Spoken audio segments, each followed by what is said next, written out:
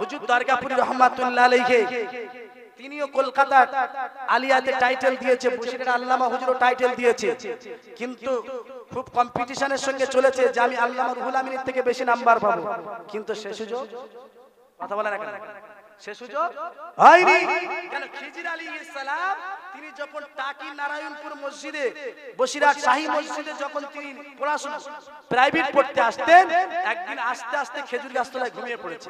ঘুমিয়ে পড়ার সঙ্গে সঙ্গে খিজির আলাইহিস সালাম পুরো আল্লাহ তাআলা জিসম দিয়েছেন, একদম একটা সাদা পোশাক পরিহিত অবস্থায় এসে আল্লামা রুহুল আমিনকে বললেন, বাবা একটু হা করো। বসিরহাটে আল্লামা একটু হা করলেন, একটু থুতু মোবারক গালে দিয়ে চলে গেলেন। হুজুর এবার মক্তবে গিয়ে ইমাম সাহেবের সামনে যখন সবক দিতে যাচ্ছে, তাম ক্লাসের ছেলেরা বলছে রুহুল আমিন মনে হচ্ছে আতর কি খেয়েছে, জোরে বলেন, রুহুল আমিন মনে হচ্ছে কি খেয়েছে, আতর খেয়েছে, না তো এর গাল থেকে এত সেন বাড়াবে কেন? ছেলেরা কানাখুশি করতে লাগলো যে হুজুর রুহুল আমিন মনে হচ্ছে আতর খেয়ে এসেছে, এর গাল থেকে এত সেন বাড়াবে কেন? বসিরহাটে আল্লামা রুহুল আমিন রাহমাতুল্লাহ আলাইহি জিজ্ঞাসা করা হলো, বসিরহাট শাহী মসজিদ ইমাম সাহেব জিজ্ঞাসা করলেন, বাবা রুহুল আমিন, ও বাবা রুহুল আমিন, বাবা তুমি বলো না কেন তুমি আতর খেয়ে এসছো কিনা বলো মজলিসে।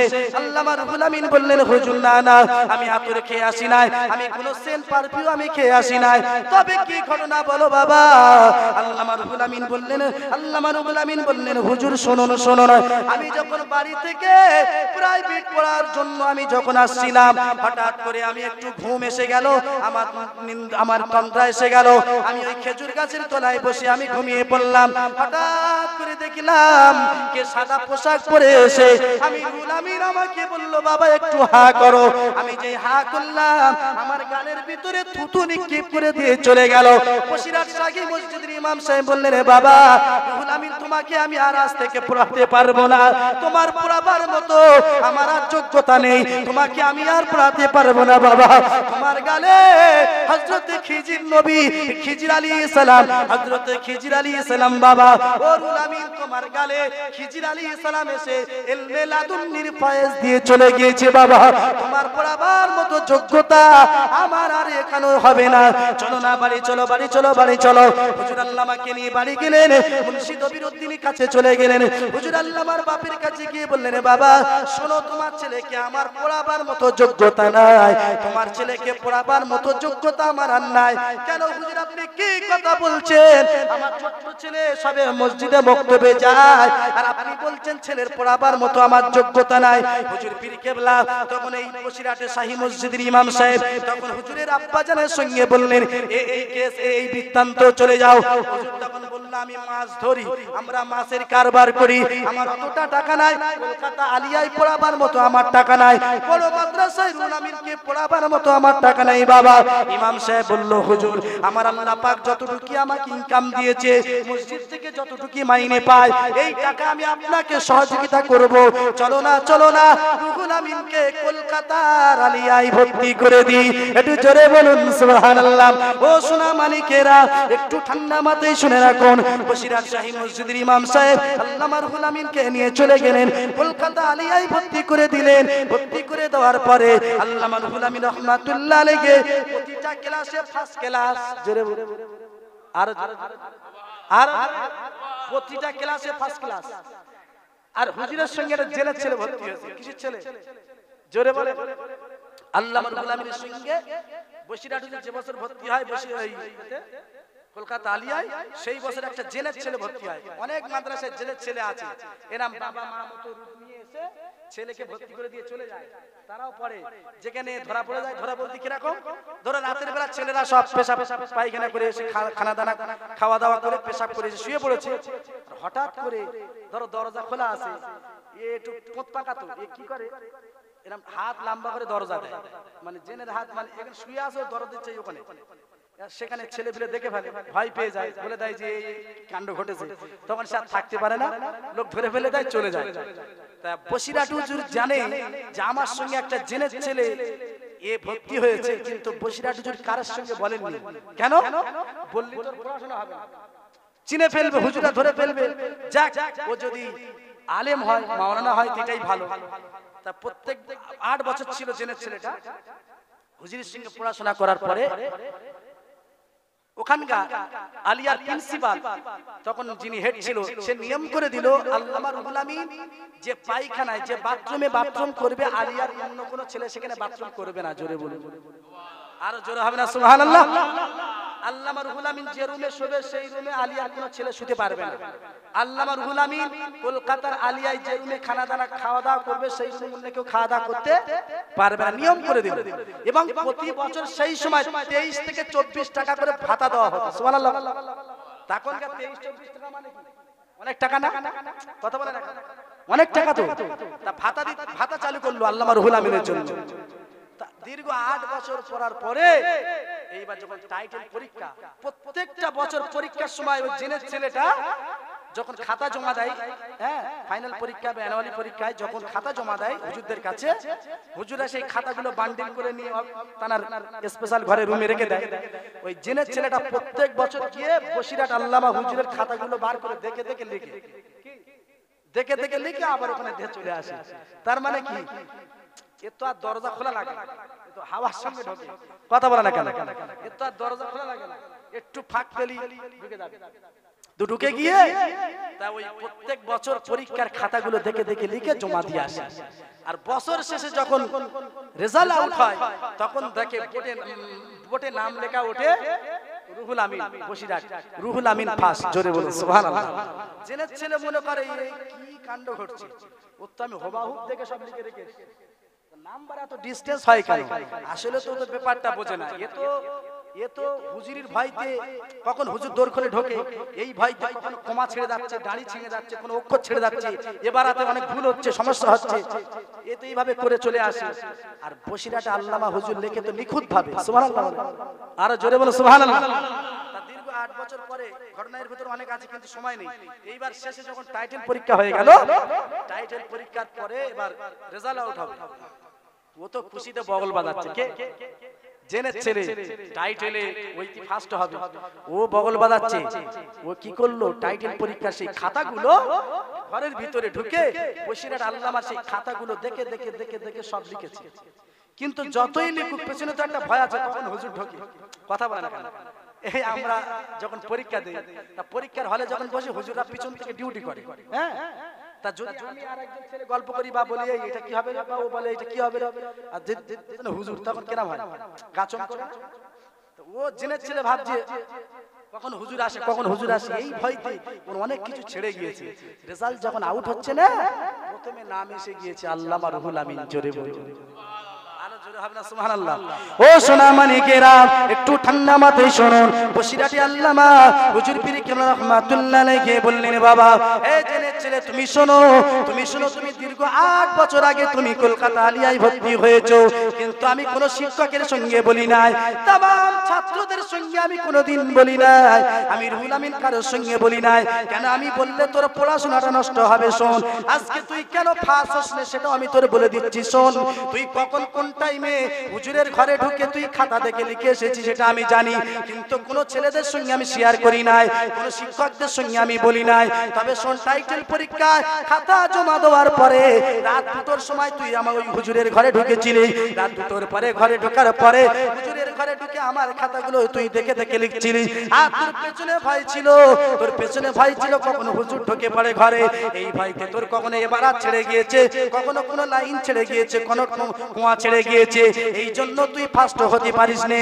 হে জেনের ছেলে, তুই শুনে রেখে দে, আমি যখন আলিয়ায় যখন পরীক্ষা দিতাম, আজকে আমি তোমাদের সামনে বলে দিলাম, আমি যখন পরীক্ষা দিতাম আল্লাহ তাআলার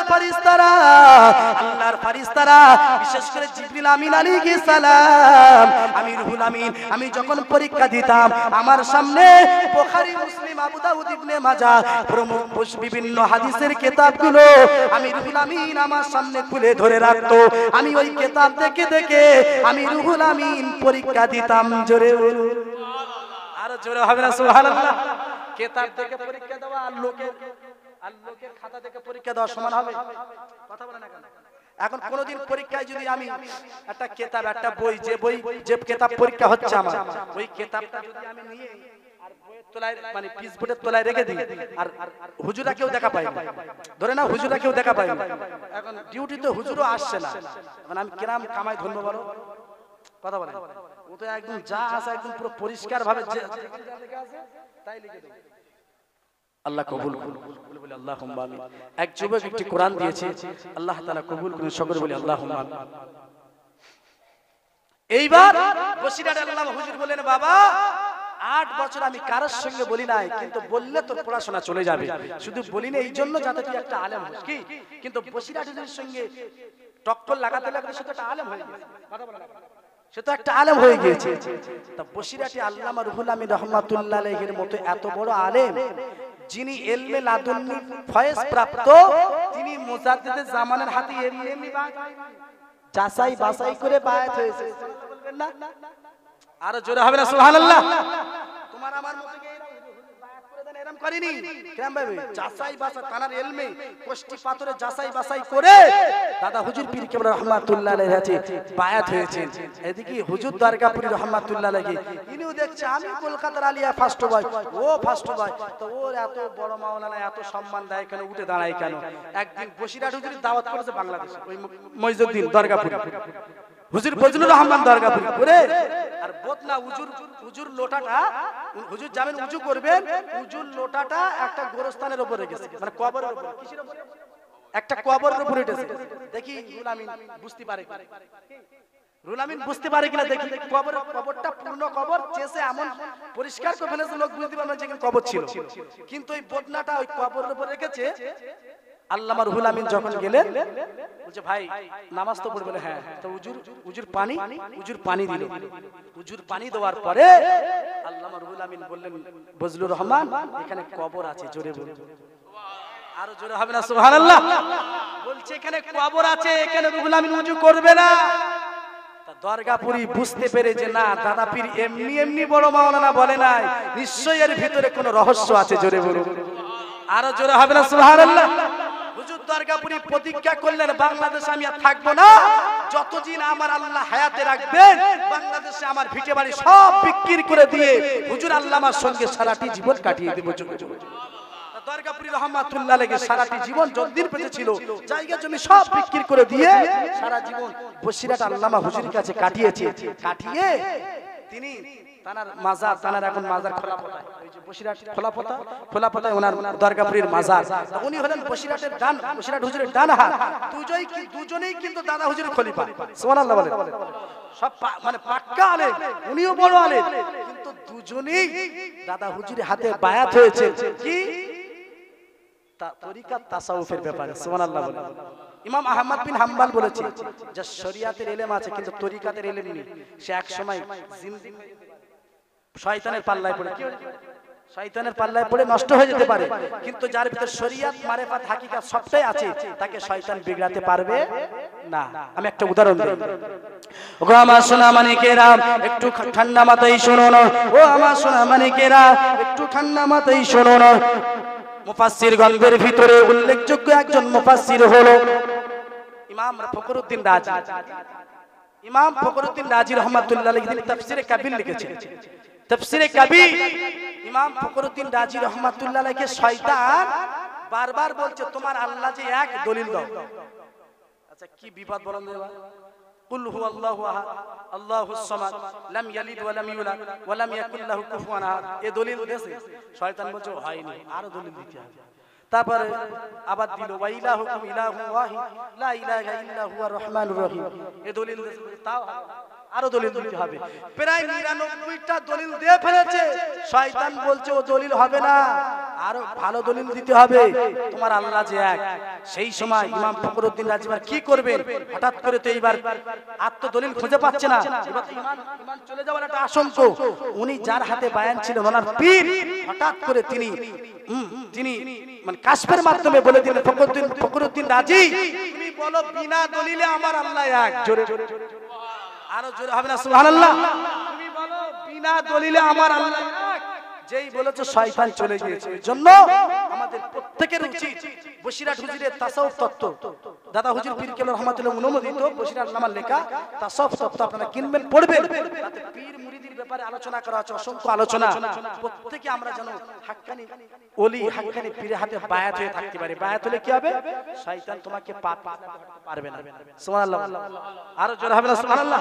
তোমাকে সহজে পাপ পিছলাতে পারবে না। এইবার ফিরে আসুন মুসাদ্দিদ জামান আমিনী শরিয়াত দাদা হুজুর পীর কেবলা রহমাতুল্লাহ আলাইহি। তিনি বাংলার জমিন ঘুরে ফিরে 800 মাদ্রাসা 1100 মসজিদ করেছেন। উদ্দেশ্য কি? দেশে উলামা ইকরাম হবে, হাফেজ হুফাজ ইকরাম হবে, তারা দ্বীনের খিদমত করবে। কেন? এই আসমানের নিচে সবচেয়ে উত্তম উৎকৃষ্ট বান্দা তারা হচ্ছে উলামা ইকরাম। জোরে বলুন সুবহানাল্লাহ। আজকে যে শিক্ষকগুলো আমাদের উস্তাদ আসাতিজ ইকরাম তারা যে মেহনত দিচ্ছেন ছেলেদের উপরে, আপনাদের সন্তানগুলো যে মাদ্রাসায় পড়াচ্ছেন, চেষ্টা শুধু হুজুররা করলে হবে না। হুজুররা গন্ডির ভিতরে যতক্ষণ থাকবে তারা নজর রাখবেন, তারা চেষ্টা করবেন। কিন্তু ছেলেটা বাড়ি যাচ্ছে, কেন যাচ্ছে? 10 দিন 12 দিন, হ্যাঁ, এক সপ্তাহ কাটিয়ে দিচ্ছে, আমরা খবর রাখি না। কেন? কি করতে এসি রে? বলে ছুটি, মাদ্রাসা ক্লাস হয় না। বাপ মনে করছে কিন্তু একবার খোঁজ নেয় না, মাদ্রাসায় এসে খোঁজ নেয় না। তো ও ছেলে বাপের যেভাবে বোঝাচ্ছে বাপ সেভাবে বুঝে নিচ্ছে। ও দুদিন পরে এবার ফ্রি ফায়ার খেলছে, মোবাইল কিনছে, কিনে পড়াশোনা সব হচ্ছে না, হয় না। ওই জন্য শিক্ষকরা গাইড করবে মাদ্রাসার গন্ডির ভিতরে, আর পিতামাতা গাইড করবে বাড়ি থেকে।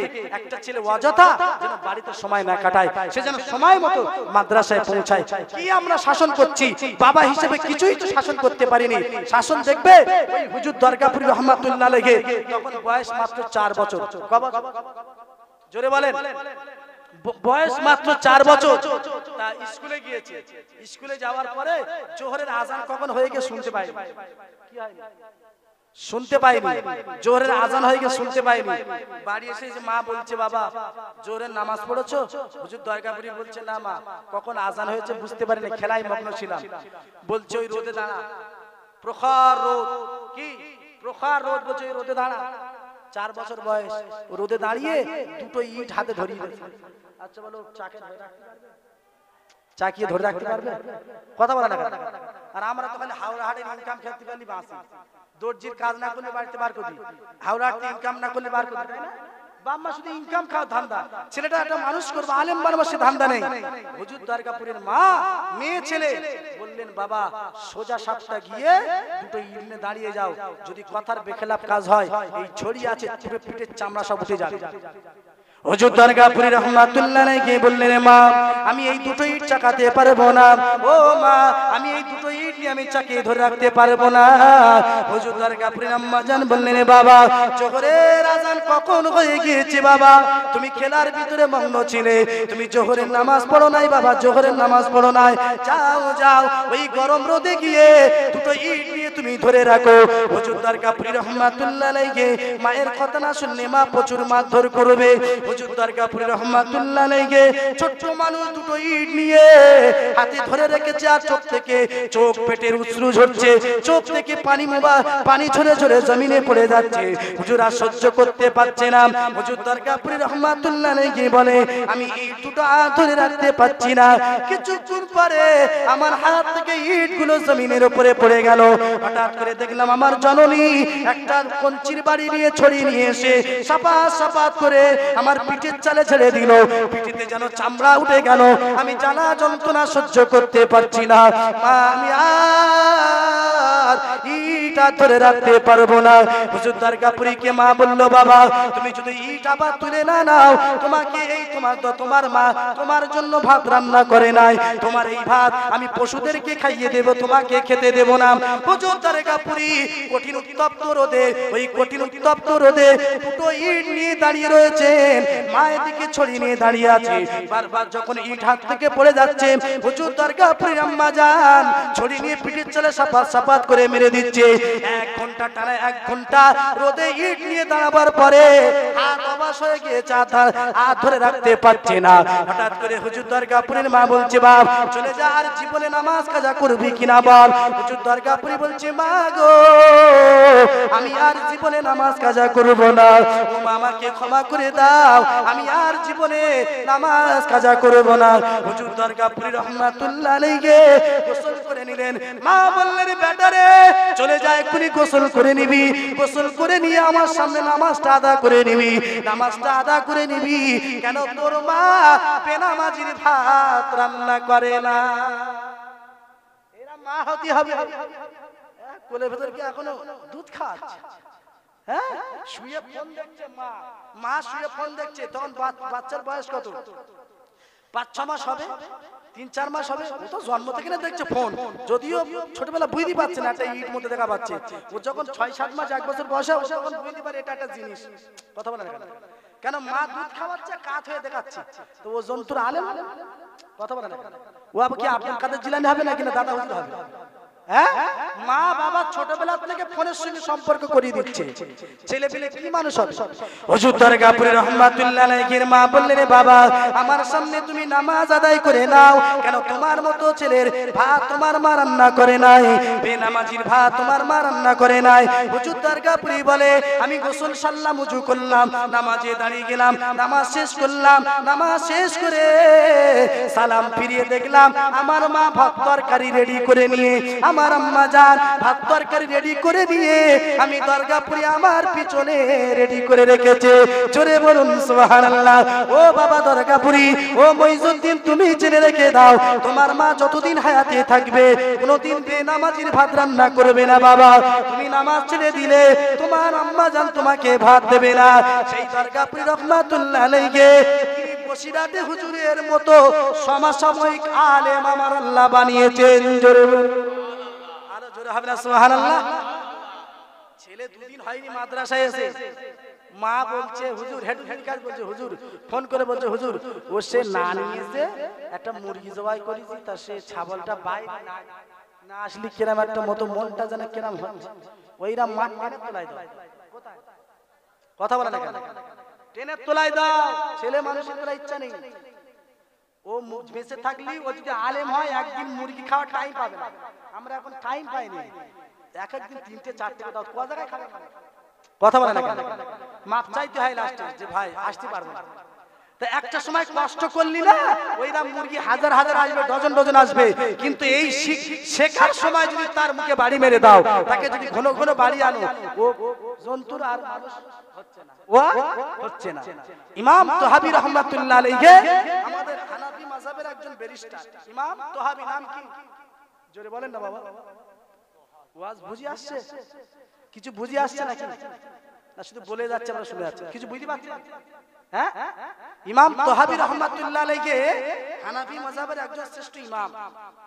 ইমাম তোহাবি রহমাতুল্লাহ আলাইহি ইমাম শাফির ভাগনা। কার ভাগনা? জোরে বলে। ইমাম শাফির ভাগনা। ইমাম শাফি হানাফি, শাফি, মালিকি, হাম্বলি, 4 মাযহাব না? তা 4 মাযহাবের একটা ইমাম হলো মাযহাবে শাফিঈ। তো ইমাম শাফির ভাগনা হচ্ছে ইমাম তোহাবি রহমাতুল্লাহ আলাইহি। ইমাম তোহাবি রহমাতুল্লাহ আলাইহি তিনি একজন যুগশ্রেষ্ঠ আলেম, মুস্তাহিদ, ফাকিহ ছিলেন। আর যত ইমাম এসে আবু হানিফা রহমাতুল্লাহ আলাইহি, 4 ইমামের ভিতরে আবু হানিফা বড় ইমাম, ইমাম আল আযম বলা হয়। কি? জোরে বলে। ইমাম আল আযম নুমান ইবনে সাবিত রহমাতুল্লাহ আলাইহি। এই 4টে মাযহাবের ইমামদের ফতোয়া আছে। আমরা অধিকাংশ মানুষ ইচ্ছাকৃত নামাজ কাজা করি না?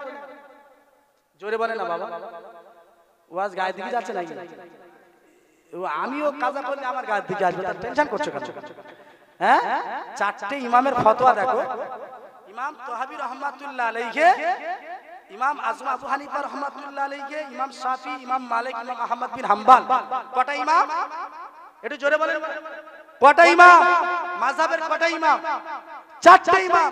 এখানে আমি লাইলা মজনুর কাহিনী বলতে আসি, একটু ভালো করে মনোযোগ দিয়ে শুনুন। মাযহাবের 4টে ইমাম। আমরা যে আজকে ইচ্ছাকৃত নামাজ কাজা করছি, তাই না? রাসূলের একটি হাদিস আছে, রাসূল বলেছেন, মান তারাকাস সালাতা মুতাআম্মিদান ফাকাদ কাফা। যে ইচ্ছাকৃত নামাজ কাজা করবে সে কি? কাফের। কি? যে ইচ্ছাকৃত নামাজ পড়বে সে কাফের। কিন্তু এই হাদিসটা মানসুখ হয়ে গেছে। কি হয়ে গেছে? নাসিখ মানসুখ উলামায়ে কেরাম বোঝেন, আলেম যারা আলেম আছেন তারা বোঝেন। নাসিখ মানসুখ, নাসিখ বলা হয় যে হাদিসটার উপর আমল চলছে বর্তমান, আর মানসুখ বলা হয় যে হাদিসটার উপর আমল চলে না কিন্তু হাদিস বলে স্বীকার করতে হবে। কথা বলে না কেন? যেমন আমরা নামাজে রকাত আদায় করি না, নামাজের নিয়ত বেঁধে বারবার কি হাত ঝাড়া মারি? কথা বলে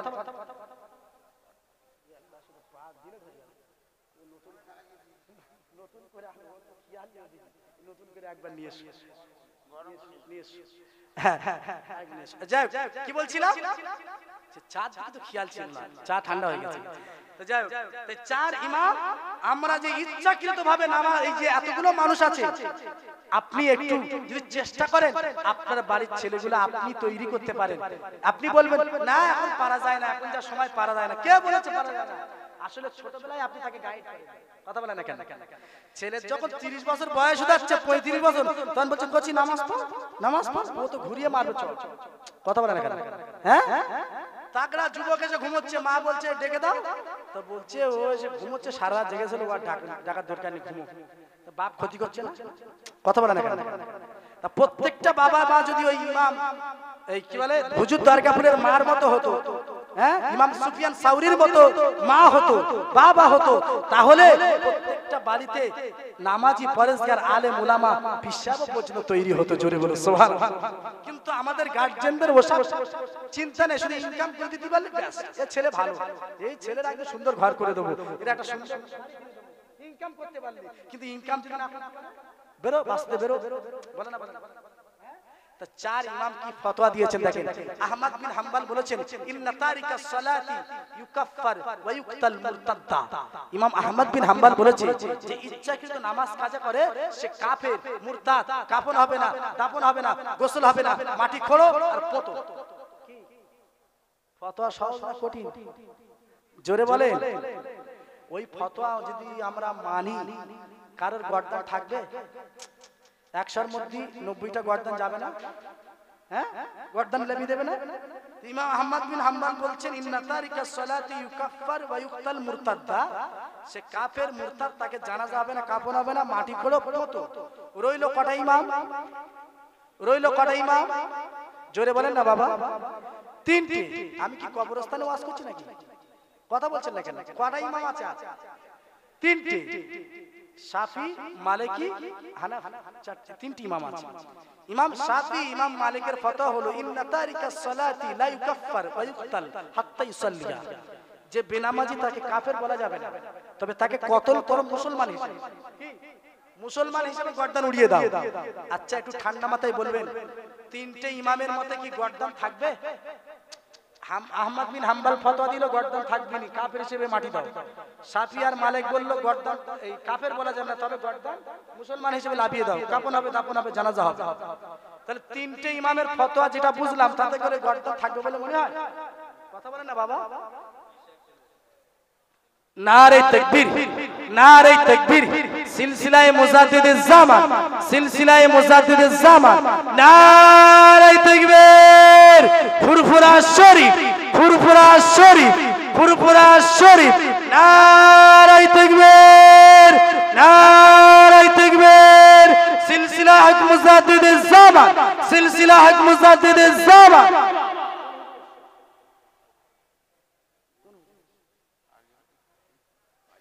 আপনারা সকলে শুনলে খুশি হবেন, আমাদের মাঝে ফুরফুরা শরীফ থেকে হুজুর পীর কেবলা তিনি এসে গিয়েছেন।